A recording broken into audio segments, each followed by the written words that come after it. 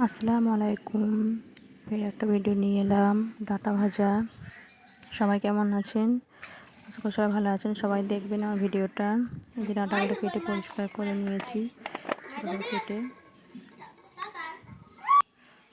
এখানে রাখা আছে। এই যে হাঁড়ির মধ্যে পানি নিয়ে নিয়েছি, ডাঁটাটা একটু নুন হলুদ দিয়ে ভাপিয়ে নেবো, সেই জন্য হাঁড়ির মধ্যে পানি দিলাম। এই ডাঁটাটা তো একবার ধুয়েছি, তাও একবার ধুয়ে নিচ্ছি।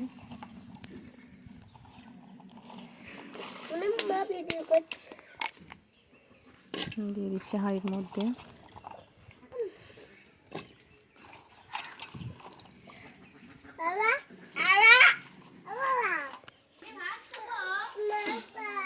দিয়ে দিলাম নুন হলুদ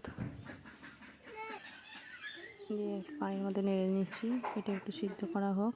এই যে সিদ্ধ করা হয়ে গেছে, মানে ভাপানো যাবে, বেশি সিদ্ধ না, হালকা সিদ্ধ।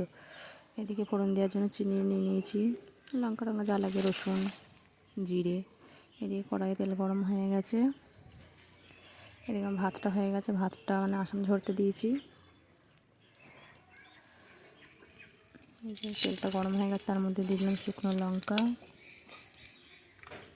দিয়ে দিচ্ছি জিরে,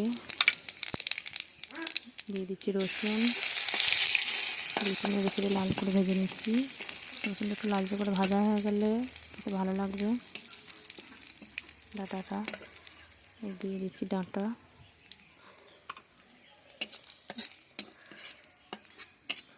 রসুনটা লাল করা হলে বেশি ভালো হয়। ডাঁটাটা দিয়ে দিলাম,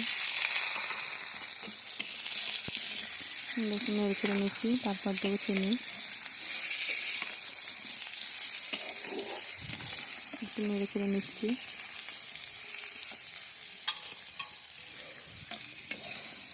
নেড়ে চেড়ে নিচ্ছি ভালোভাবে। দিয়ে দিলাম চিনিটা।